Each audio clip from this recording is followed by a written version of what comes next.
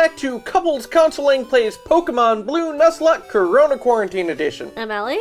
I'm David, and we've beaten Koga, but as you might notice, our team, which now once more includes the boobs... Welcome back, the boobs.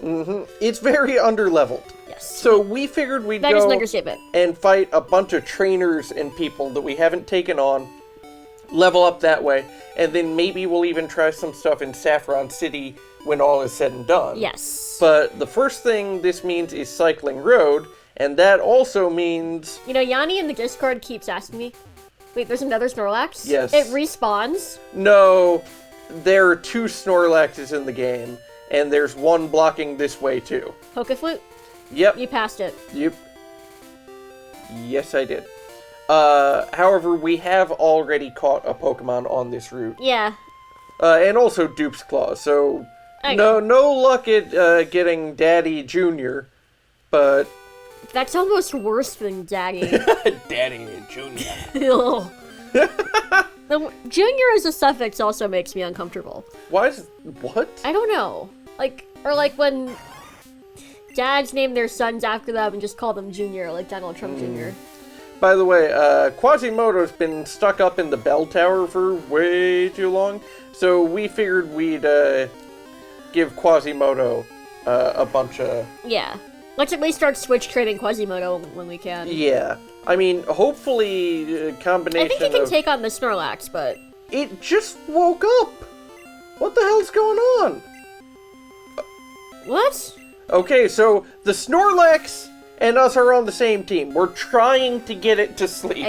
I also like sleeping. Okay, growth. I have never seen a Snorlax so eager to wake up. Maybe it's like a Snorlax on 5-hour energy. Or Monster. Or... Oh, that was a critical hit? Let's switch out. No, Quasimodo can handle this. Okay. Quasimodo was able to, I don't know, save Paris from Frollo. He can take on a fat blob. Wasn't Frollo a priest in the book? But they made him a judge in the... Yes. To make it less... Critical of the church? Yeah. Yes. But I mean, he still comes off... oh no, he's terrifying and creepy and... I mean, he comes off very priestly. Oh yes. Okay. I think Quasimodo can handle this. So apparently they're making a live-action Hunchback of Notre Dame. Disney is? Mm-hmm. And apparently why Josh is Gad is Disney involved, and I'm just bothering? like, no. But so you might notice that I am taking the lead a little bit on battles right now.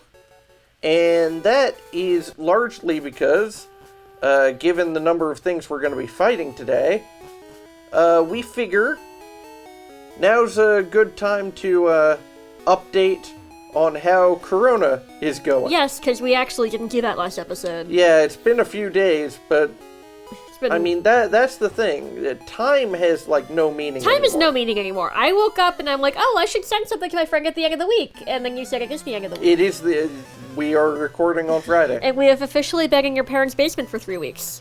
Yep. How are you feeling about that?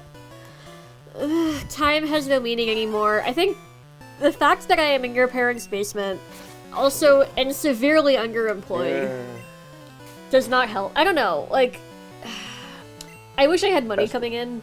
Yeah. I miss that. Yeah, money would be delightful. And they also extended the shutdown in New York another 2 weeks. To May 15th. So that's... So originally, a month from now. the shelter-in-place order was going to stay until the end of April, and now it's May 15th. Yeah, which makes sense, and I think makes sense. Yeah, because New York is still not doing too great. And I'm having to reschedule weddings that I'd been booked to film, all the way to July. It's gonna be a very strange year. Especially since a bunch of people are going to try to get the same weekend.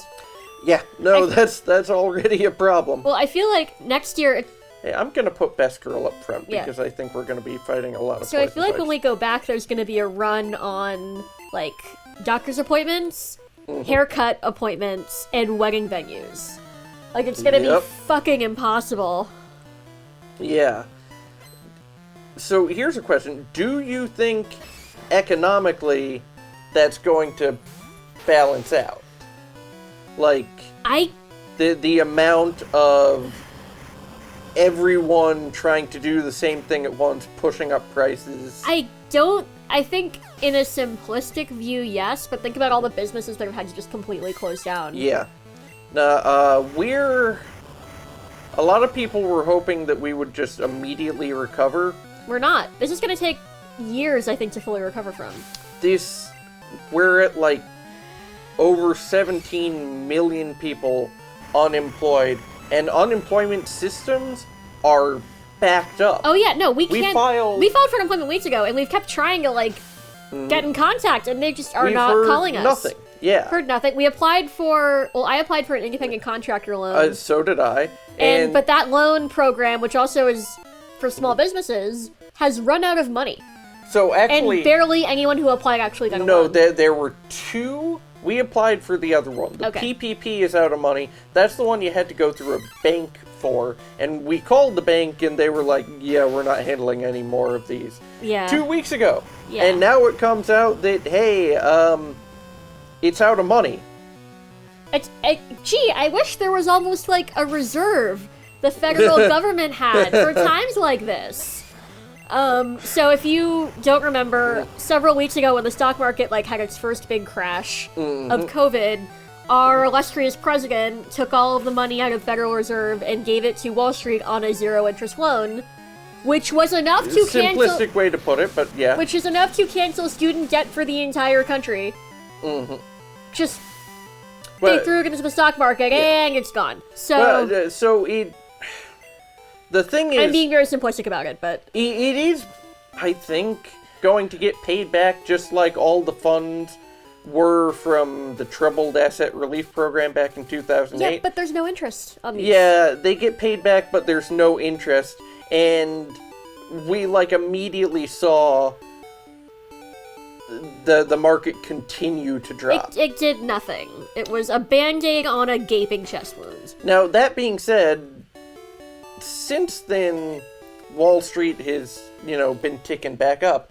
But Wall Street is fundamentally divorced from reality. Yeah, now. If we need to pick our economy back up, we should give it to the people to spend. Yeah. Well, and the relief checks are delayed. Yeah, because Donald J. Trump wants to put his fucking name on them. Yeah, they were ready to go. I will say this about Donald Trump, okay? What? He is a good showman. Oh, yeah. No, he's a reality TV star. Yeah, so he knew that putting his name on the checks is going to score him points he needs in the next election. See, the thing about that is, yeah. So, I know we signed up for direct deposit, but, if I were to get a check that was... Because if in direct deposit, it just shows up from the Fed, that's the prompt. Yeah. But if you... I wish we could see ours so I could confirm that, but if I got a check from Donald Trump, I know we're broke, but I would feel really dirty cashing it. I mean, I think we're gonna have to. We're gonna have to, yeah, because we need it, and we have rent to pay, and our landlord sold our building. Yeah. But, it is... I don't know. It is fascinating to me that, last crash, 2008, normal people got nothing. Oh, yeah, no. And this time it's a bumpy rollout, and they're definitely still prioritizing the rich and bankers and businesses much higher than they should. What really... But sorry, continue. They're actually trying to provide ground-level relief, which is what should happen every crisis. Agreed.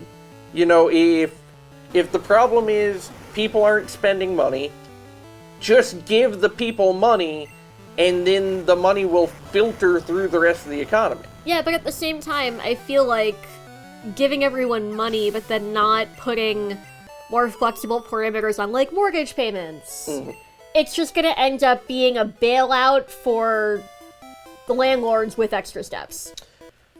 Because, in mortgage payments, they're, furloughing the payment, so sure, you gotta pay it now, but in 3 months, you will owe 3 months worth of your mortgage. Well, listen, I'm not saying that we're doing everything right about it right now. I agree. The way I see it, there are two basic ways you could go about a bailout. It's like a half step in the right direction and then a big step to the side. No, giving direct payments to people is very good. This I support. But so here's the thing. Yes. Two basic ways.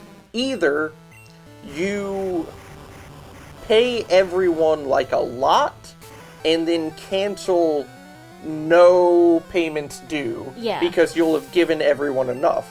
Or you give everyone a bit and then cancel things like rent, mortgages, and whatnot for the time being. I think either way works. The main problem, honestly, is that America has this, what is to me, very strange fascination on making sure that if anyone gets money, they deserve it. Because, God forbid, something good happen to not great person. Well, we have this bootstraps mentality, too, of where's the money you put away for a rainy day? Well, but we don't apply it to big businesses. We don't. I'm Wall Street, shouldn't you have, put some away? Well, was it Delta or American Airlines that just had a surplus and then bought back all their stocks with it? So, it was, the top 3 airlines. Today on Allie and David's Politics Rage Corner. Well, in the past 5 years, 3 airlines alone spent $38 billion on stock buybacks when they'd made $34 billion in the same time in profit. Meaning they literally took out a loan to buy shares back so that the value of the shares would go up for the people who still had them. It was trying to make the rich richer. It worked, and now they don't have money on hand to actually keep their businesses afloat. Well, the thing about shares, so back in the 90s, this is to my recollection of of a book I read, but okay. So feel free to correct me if I'm wrong. But in the 90s, they started capping CEO pay because CEO pay was getting ridiculously high. However, to compensate people, so they make the same salary, companies would give CEOs stock options. Okay, fine. Yeah. But here's the thing. They would artificially create stocks, which would overall drive the stock value down. So, a couple low-level workers who had, 1 or 2 stocks that they were hoping would help their retirement are getting fucked. And just so their top dog could make an extra $100,000 on top of whatever the fuck he was making. Okay. I want to go back and do some history, okay? Okay. There are 3 points I want to hit. Regale us. Some of the reforms made after the Great Depression, and then the Democrats abandoning economic progressivism in the late 70s, and then the rise of shareholders above all else in the 80s. Okay, so you know how I was saying, you should get your political science masters. Ooh. So you know how I was saying that Wall Street is completely divorced from reality? Yes. So, interestingly, back before the Great Depression happened... Can we just say there's no money in fighting kids? Wise words, kid.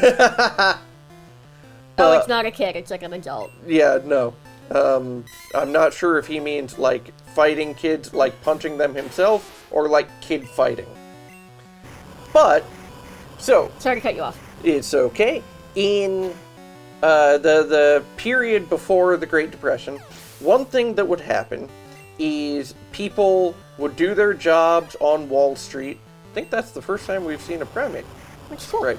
But people would do their jobs on Wall Street, and then they'd go after work to these gambling parlors where they would bet on, which stock is going to rise. And when everything went downhill and we needed to put protections in place, one of the things we did was outlaw gambling on stocks because what was happening is people were basing their stock decisions completely upon how much they could gamble them for. Yeah. And I feel like we now have that, but with extra steps.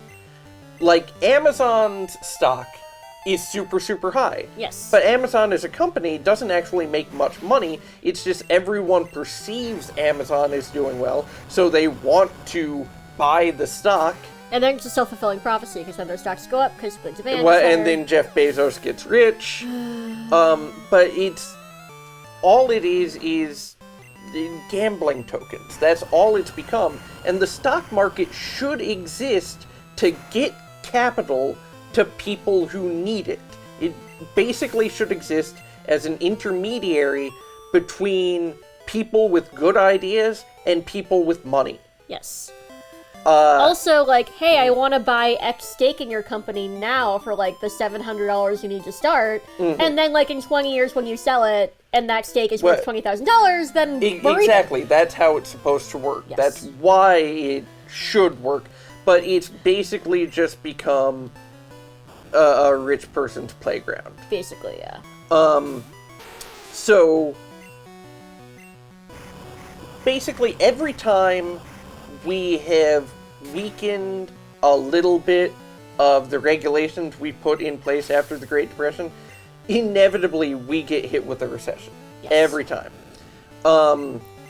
So, it used to be the case that Democrats fought very, very hard to make sure that, the little guy got a fair shake.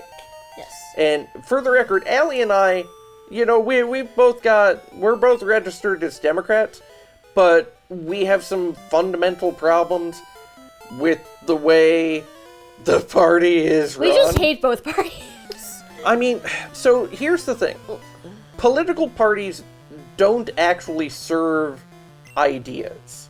Political parties exist to help people win, and then, the people move between them with ideologies. Yeah, well... That's why Republicans used to be mostly based in the North and progressive, and Democrats used to be, southern rural people. Yeah, and then correct me if I'm wrong, the Democrats stopped supporting segregation, and then everyone who supported segregation was like, oh, I don't want to be a Democrat no more. And yeah, it was... That's my Gone with the Wind southern accent, how was it?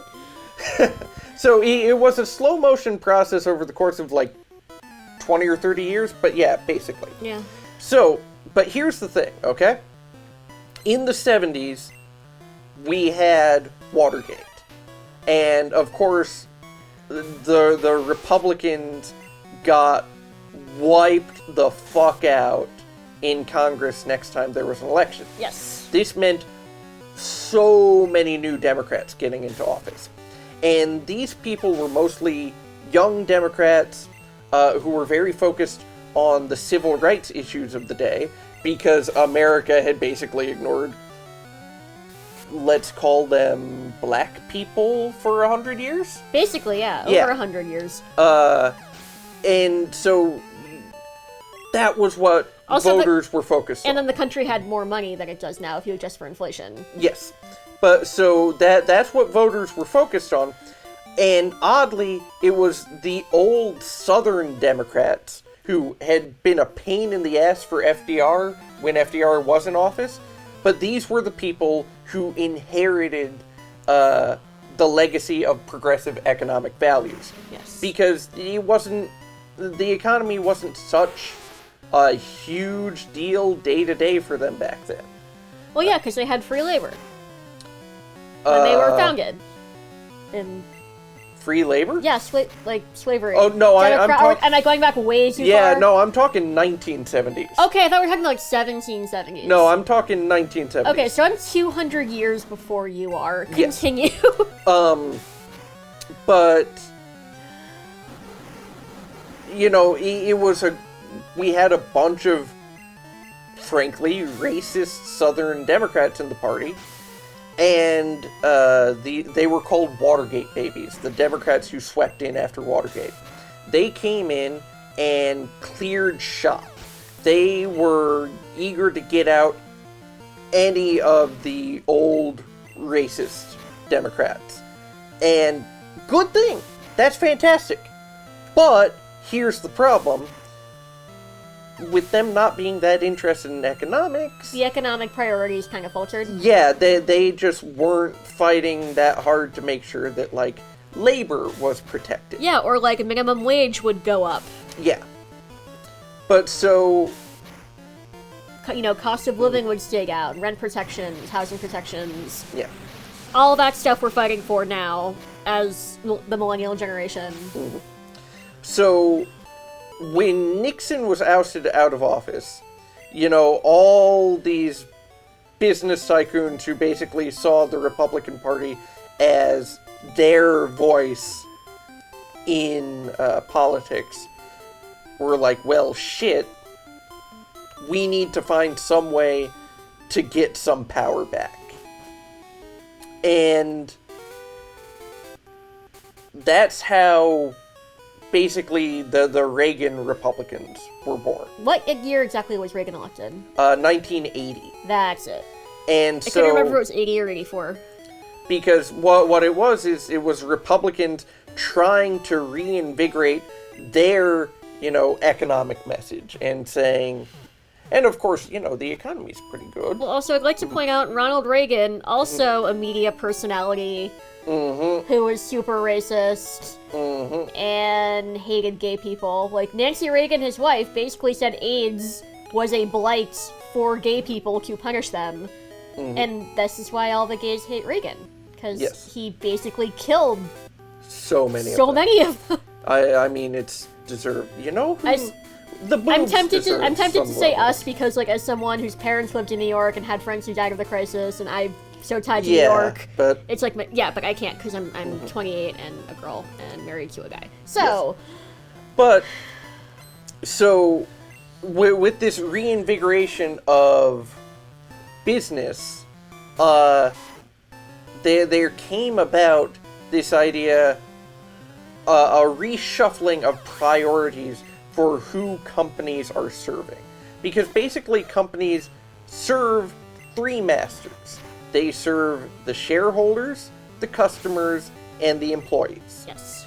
And it used to be customers first, employees second, and shareholders third. Not anymore, kids. Not anymore. Ever since the 80s, the number one priority has gone to the shareholders. And that... And shareholders who don't necessarily have experience in the branch of whatever they're shareholding for. Well, and not just that. Make dumb decisions. I mean, it's basically just people buying gambling tokens on Wall Street and then demanding that the people at the real companies who are, you know, actually making shit do what's going to make them the most money. So Reaganomics. Was that Reaganomics? Am I using that term right? That's scary. Yep. So I'm gonna send out yes, please. Voldemort. Oh, I thought you were gonna use shrooms, but that works too. Yeah, no, Voldemort can Am I using that term correctly, Reaganomics, or? Yeah. Okay. But so yeah, that's why when we're bailing out businesses, I am concerned that we're not actually bailing out workers or the economy. We often end up just transferring wealth to people who already had a lot and weren't being responsible with it. Can I actually just bring up an economic theory I have, because I'm Sure. totally an economist, about businesses after... I'm just going to call it the 2008 effect, in which, you know, everything crashed, we were super broke, mass layoffs, and then everyone assumed, oh, it'll bounce back, wages will bounce back. Yeah. No, because what happened was, businesses learned that they could survive on austerity measures. Yes. So when the money came back in, 5 or so years later, instead of hiring people back or raising salaries or reinstating benefits like pension, they're like, no, fuck that. Yeah. We've proven that we don't need all this stuff, and we'll still make a profit. And they've proven that people will work for pennies. Yeah. Basically. For so, example, sorry. Go ahead. The average annual salary for a technical designer in 2007, I'm a technical designer right now, the average salary used to be about $80,000 to $150,000. Yeah. It is not that anymore. Not at all. But not by a long shot. Yes. It got to the point, I've had jobs out of college, where I was promised a really great, high-paying job out of school. No, I needed so little money, the CEO, after he had business meetings, would give me the leftover food, because he knew I couldn't afford food. Yeah. That's fucked up. So, here's the thing. I think that what you're describing gets back to basic supply and demand. Yeah. And companies are always going to demand, a grunt-level employee less than an individual person is going to demand, money to buy food. Well, People need jobs more than companies need employees. And there's also this disconnect between employers who may or may not know how much they're paying their employees, assuming that, because, Richard went to a 4-year college and is working here. When I was in college, every entry-level job was $70K starting. And now it's barely above minimum wage starting. For anything. Which is, why did I go to college? Why? Yeah. David, why? No, I know. But Wages are always going to have a constant natural pressure downwards that either unions or, God damn it, that either unions or the federal government need to provide some sort of counterbalance for. Agreed, and that's where we have things like universal healthcare in play. That's not good. Be worried about acid. At least it's not poison. Yeah. Putting the boobs back in the box would be heartbreaking. Yes, it would. Quick attack. Yes. But yeah, that's our understanding of the economy and why we're angry. Deeply frustrated for the next 10 years because I don't see us fixing it after this crisis. And the thing is, that's all I wanted after 2008. I just wanted us to learn enough so that when the next crisis came around, which was inevitable, yes, that we would know how to handle it better. Yeah. And we did learn some stuff, like I said, just not enough. And here's the thing too, like United States millennials, we barely felt like we were finally getting on our feet. Yeah. After coming of age and entering the workforce. During the worst crisis since the Great Depression. Yes. Where people I know who, graduated from Stanford were working as baristas for 10 years after that. We finally get back on our feet. A close friend of mine... Or we finally get on our feet. Yeah, so, another friend of mine worked retail for, 6 years, finally got a nice office job, put down a down payment for a little piece of real estate, and now COVID. Yeah. And this has crippled our generation economically, possibly forever. We are almost guaranteed to be the first generation in America in a long time that will make overall much less money than their parents. My only hope for ever owning a house is if someone dies in it and it's haunted, and then no one wants to buy it. I will live in a murder house. I don't care. If I can afford it, I would buy a murder house, but... so, yeah. We're gonna be renting till we die. Oh, and then, And we're gonna be working till we die. Who is... Unless we make fundamental changes, which don't seem to...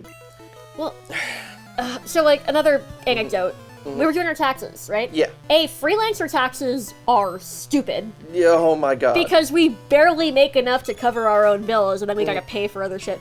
So we're in H&R Block, and we're going through all of our stuff, and our very well-meaning, but very elderly H&R Block guy was like, no, don't worry, like, this money you're paying now, it's Social Security. You'll get it back when you retire. And I just looked him dead in the face and said, bold of you to assume I'll be able to retire. Yeah. And pointing at our tax returns. This got angry and personal real fast, I'm sorry. Well, so here's the thing, okay? Let's relate this back to us in the quarantine, because we look at Joe Biden, current Democratic nominee. Listen, we're gonna vote for him because we can't conscience. Not in good conscience. Trump. Yeah, we cannot, in good conscience, not do anything we can. Yeah, you know what I mean. Given the way elections work, we've only had 3 elections in the past 100 years in which an incumbent runs and loses the election, okay?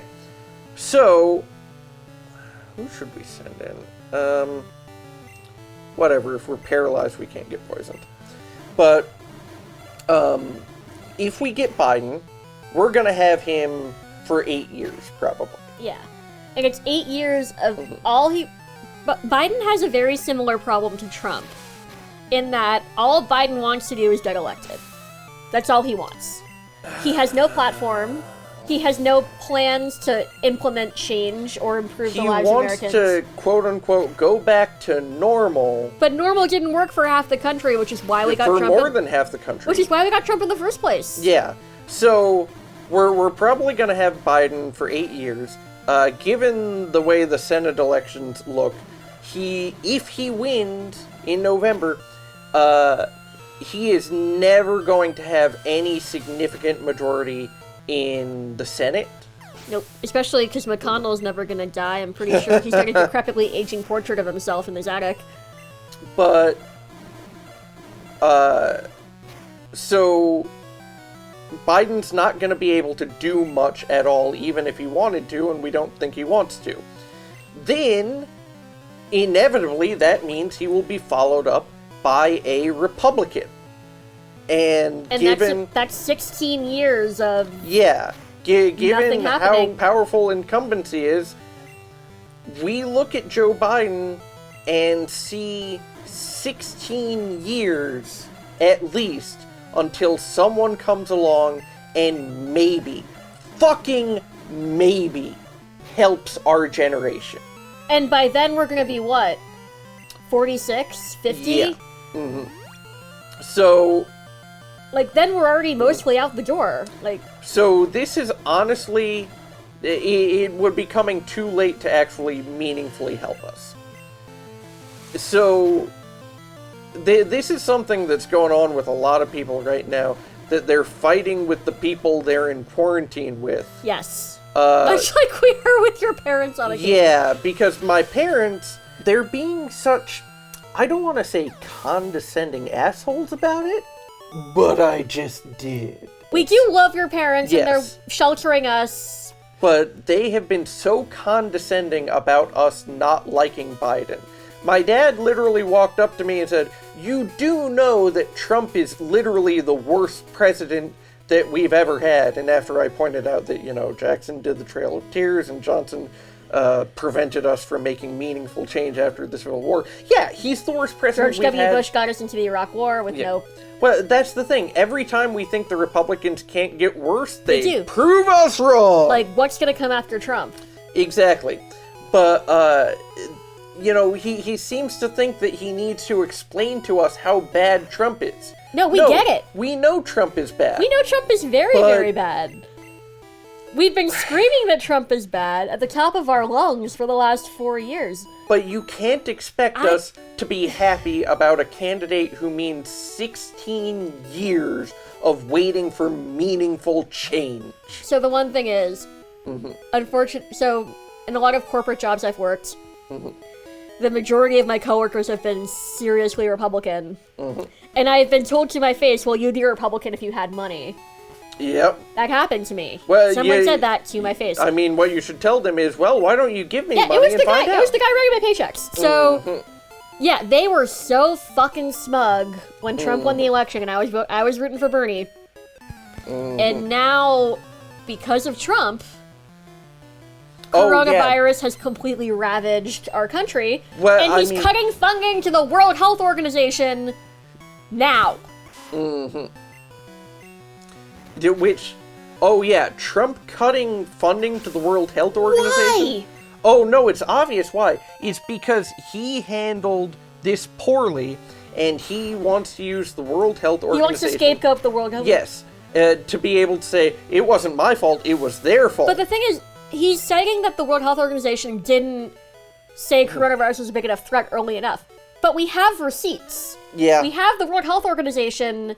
But that hasn't mattered. No, because we are in a post-truth society. Yeah. Everything is optics. Everything... Well, so if Joe Biden was good with technology, which he's not because he is an old man whose mind is going, I would want him to, like, just walk on the debate stage and just hold up an iPhone and just put it to the mic whenever Donald Trump says something and just, like, play the audio of him saying the exact opposite. Yes. Because that's what we need. We need, like, the editing for comparison in real time. We do need in real time.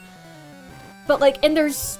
Well, that's another thing, like, the sheer amounts of stuff that he's doing that we can't keep up. Like, NPR has launched at least 4 politics podcasts in the last 4 years just to keep up. Yeah, One of them updates. He's a showman. He's good at being a showman. By the way, everyone get up first because you have to start writing at like 3 in the fucking morning to make sure nothing's happened since before you air. I salute you.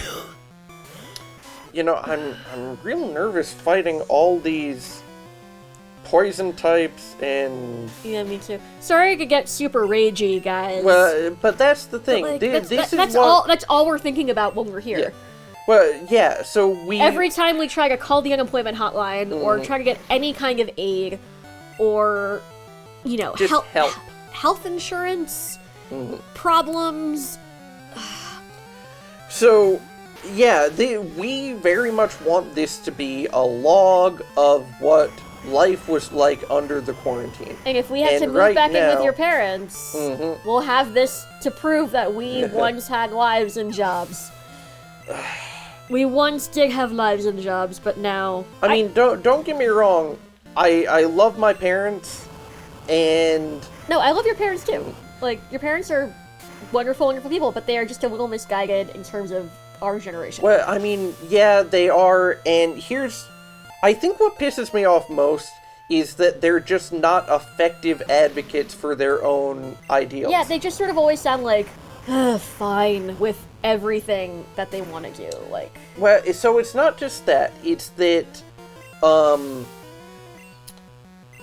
you know, there is, you know, plenty of reason to be upset with someone who isn't excited about Joe Biden. Yes. There's plenty of reason for that. But you need to be able to talk to non-voters and people on the fence and convince them to like Joe. But like if your only argument is he was friends with Obama and isn't Trump, then someone, you know, who lost their farm is like, well, what's that going to do for me? Well, my problem is that they're really condescending about it. And it's playing into this whole liberal elite stereotype that is so goddamn dangerous. Well, more than that, okay? It's that they behaved this exact way in 2016. And I'm not just talking about my parents anymore. We're talking about the generation. Well, except my mom was always Bernie or bust. You know, for all the problems a husband can have with a mother-in-law, your mom comes out on this looking real good. Oh yeah, no, my mom is super... at least my family, we're all politically exactly on the same page. Thank God. But that would suck. So in 2016, I told them the entire time that Hillary was not as electable as they thought and she they was. were so smug about it. Yeah, just so They're condescending. like, oh, you young kids, you don't know. Like, when you're older, you'll understand. And then she lost. My dad cited this famous person he spoke to and was like, well, he says that Hillary is a surefire win. I remember also, so your dad's friend was the White House Chief of Staff under George Bush. Yep. Very, very, very nice guy. But he, despite politics, but he said, oh, Trump's not gonna last. Everyone hates him. Yeah. No. You know, he's not gonna last. That's the... I honestly think... And then that, you know, he's like, oh, give him 8 weeks tops. And now we're in the next election. And he's poised to take the next 4 years. I honestly think that a lot of these older Democrats and, you know, older moderate Republicans, I suppose, now too, honestly believe, you know, they just believe good things will happen. They're naturally optimistic. Well, they're like... Because they grew up at a time when optimism suited them. Yeah, like, they all got jobs, and they all could buy houses at 20 with $30,000, and they could... But every time they tell us that, oh, things are going to get better, or you know... Gotta hold out hope, guys. We have no reason to be hopeful. We don't. That's the thing. Every time we seem to get our shit together as a country, it's just completely backfires. And basically every, like, big positive change the country has gone through in our lifetime has been underwhelming and short-lived. Yeah. And every single negative change we've seen seems to have lasting ripple effects for ages. I mean, we're still talking about the 2008 recession, and that was over 12 years ago. Yep. But, I mean, this is... Of course I'm fighting with my parents about this because... We're all stuck inside together. Yeah, everyone's fighting with the people they're stuck inside with, except somehow you and me. But Thank God. I don't know. I don't want to jinx it. I mean, I know I drive you crazy sometimes, and that's allowed. And I can drive you crazy, but... It's like little things. Like, Allie, you left your clothes on the bathroom floor again, goddammit. Yes. Hi, I love you, honey. I love you too. I'm sorry your wife is a swab. But, I mean, you have been handling, like, my bullshit amazingly well. I mean, we trade off. So there's a scene in The Good Place, which is like our favorite show, in which one character says, everything is pointless, I just want to die, the world is horrible. Birth is a curse and existence is a prison. Exactly. And then the other person says, well, yeah, but look, balloons! And we trade that off at least every 4 days. Yes. One of us is we all want to die, and then the other one of us is like, yeah, but look, shiny, colorful things. Exactly. And that is why we work. We can't be one on the same day. Yeah. Because then the system falls apart. But, I mean, it's impossible to stay around, you know, we're adult children. Basically, that's what we are. Because we've been renting our apartment. The most stable job I ever had lasted 4 months, and now I'm freelancing full-time because no one wants to hire full-timers. Well, yeah, but especially in fashion, it's all freelancers now. It is all freelancers. I have to compete with everyone else just trying to get those same clients. And as such, we chip our rates down, we chip our rates down, we chip our rates down, to the point where we are making, like, a insulting fraction of where our salary was. That's like if you were a surgeon and then you make a Starbucks salary. Yeah. I was another interesting fact about the entire apparel industry, if anyone cares.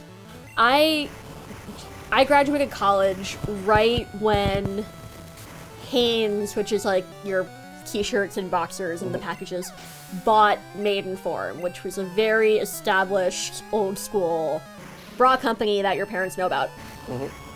And that was, like, officially when the downsizing of one of the biggest employers in New York happened. Everyone was competing for wages. Everyone was slumming at freelancing. And it just got so bad that now, like, that I think is the official... I'm not an expert, but I think that is what I noticed, everything going to hell. In my industry, at least. Anyway, not that you guys care about that, but continue. But, so, we can say that there's some good news going on. at least in New York, we might finally be plateauing. Oh, my cousin. Yes. Yeah, so I've got a cousin who is an anesthesiologist, and he was living in Florida, and he made the choice to go up to New York to be on the front lines helping people with COVID. And I'd like to point out, your cousin is a very successful anesthesiologist with a hot British wife and a 1-year-old adorable son. Yeah. That's a lot to leave. It to go is. slum it in Brooklyn Hospital when everyone around you is dying. I don't know which hospital he's in, but A Brooklyn Hospital, I said. Yeah. I am just really impressed and proud that he's part of our extended family. Yeah. And he's giving updates on things on Facebook. By the way, I'm gonna fly us to Saffron City. Okay. Smash cut to Saffron City! So, like I was saying, my cousin is doing this great thing, and he's posting updates about how things are going. And his past 2 updates have been that his last 2 shifts, he has finally not seen anyone die of COVID. Which is a very low bar to clear, but at least it's getting cleared. It looks like they've got some treatment ideas that are working, such as, believe it or not, something as simple as just turning patients onto their stomachs. That is apparently a thing that helps a lot. And there are like these new lucite little cages they can put over the patient's head so they can still breathe easily, but they're not going everywhere and spreading it. So, this is the fighting gym. We can get either Hitmonchan or Hitmonlee here. I was thinking this might be a good chance for Hypno to show off how cool he is. Okay. Shall we? Yeah. And, but yeah, also people on the front lines. Like, in contrast, it is getting so desperate that a friend of mine in New York who is a psychiatrist. She is a psychiatrist, and she is working this week in the ER with COVID patients because, she went to med school. So, like, she can do stuff, but it's not a good sign. Yeah. I'm trying to think of what bottle of vodka I can send her to show my gratitude, just because I feel so bad. Yeah. Well, So she's hanging in there, but like, I can't even imagine what that's like. so a while back, just thinking of these people on the front lines, a bunch of experts were saying, okay, so what's gonna happen is if we actively do a good job flattening the curve, people are going to say, oh, well, the worst is over, we can go back out now, way too early. Oh yeah, no, like, we can't... And that is happening now. Yeah, we can't just go back out when things are looking a little better. We have to go back out when things are almost gone. Oh, and by the way, like, all the like, states with large urban centers, they're beginning, it looks like, to plateau. But now all the rural areas that didn't lock down are getting sick. Like, South Dakota was, I think, the last state in the nation to hold out, and now they're developing quite a hot spot. Well, also, like, if your house is on fire, you don't decide to move back into your house halfway through the time it's burning down. Yeah. You go back in when the fire's out. Ooh, karate chop. Or, like, there's one burning trash can in the corner and that's it. You don't... It's just... I don't understand why everyone is... I mean, I get why people are gung-ho to reopen, and my heart just hurts for everyone who's getting their ass kicked economically by this. Yeah. Like my favorite empanada joint, where I bought a $40 gift card for them to support them when an empanada is $2. I just... Yeah. Ugh, I can't. Well, okay, you want to get really mad again? Let's think about... but sure. In Michigan, just recently, we had a bunch of people protesting the stay-at-home orders. Gathering in a large group to do this. Some people, stayed in their cars for it. Great. But, that was like, you can be upset and you can express... Like, there are very valid concerns about shelter in place in the mask laws. Like, a lot of black communities are like, yeah, we're not going to wear a mask because then cops will get angry and shoot us for no reason. Perfectly valid complaint. Yeah. What's not a valid complaint? I want to go outside and visit my grandma. Yeah. Or like, go on vacation or do jet skiing. Yeah. But here's the thing. Spring break, like the spring break. Yeah, here's the fucking thing. A lot of these people blocked access to hospitals. Oh, right, this was that. Yeah. I thought these were two separate things. Oh, Yeah. no, it was the same protest. And not only... Yeah, weren't there, like nurses begging the protesters to leave? And doctors, yeah. Yeah, just, like, to get one ambulance through. Like, at that point... At that point, you're just... You're just evil. The blood is on your hands at that point. You're just evil. Like, I know you think you're some courageous freedom fighters, but you're stupid, evil idiots. And, like, you have the right to protest. This is America, but don't do it in a way that basically condemns these poor, sick people to death. Yeah. Oh, Voice your concern. Call your representatives. I saw a really good way to phrase this. It's a picture of, like, World War I or World War II soldiers trekking up a hill, and one of them is carrying a donkey. And as they put it, it's not because this guy has, like, any special love for donkeys or whatever. Shall we fight this final guy? Yes. The karate master. But he's not carrying the donkey, you know, just out of the goodness of his heart. It's because the whole place is filled with landmines, and if this donkey wanders around on his own, he could set one off and get everyone killed. So they gotta carry him. Because in these times of trouble, it's the jackasses who don't realize that they're going to hurt everyone else that you've got to keep under control. Poison gas. Do we want poison gas? I don't think, not really. We've got poison powder with Quasimodo. It's the same I thing. mean, we're not using pounds. yeah, okay. Hypno has gotten beyond pounding. It's too mainstream for him now. Okay, so on a happy note, I guess, did you see the video of the kittens in the aquarium?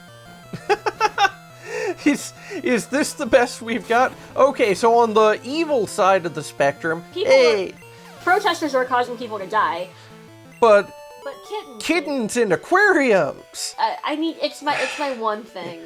I gotta have some smidge. Well, that's the thing. We do not have adequate cause to be optimistic about the world, even if we are beginning to see the end of COVID. It might be in sight. Might be. Maybe. But not if people are stupid enough to go back outside. It's so fragile. Oh, yeah. It's so fragile, because also, like, if we get this down to, say, like, 30% of what it is now, and bars reopen, it's summer, festivals reopen, 4th of July, parades. Then it's just gonna come back. Yeah. And we're gonna have to do this bullshit all over again. Yes. But, hey, we actually have a choice now. Hitmonchan or Hitmonlee? What do you... And I'm leaving... Nope, this is up to you. So we got Hitmonchan and Let's Go. So let's get Hitmonlee. You want to get Hitmonlee? Okay.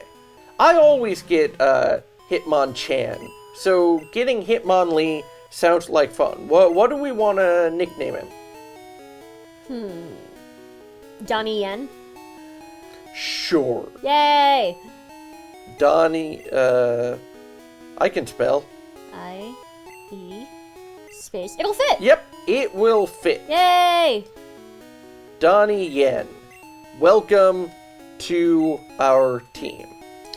And on that note, I think perhaps I shall finish up the rest of our grinding off-screen, and see you guys next time on Couples Counseling Plays Pokemon Blue Nuzlocke Corona Quarantine Edition. There will be more game stuff to watch, and not just grinding and us bitching about politics. We promise. Yep, but if you like that stuff, you're at the right place. Yes. Bye. Bye. Wash your hands.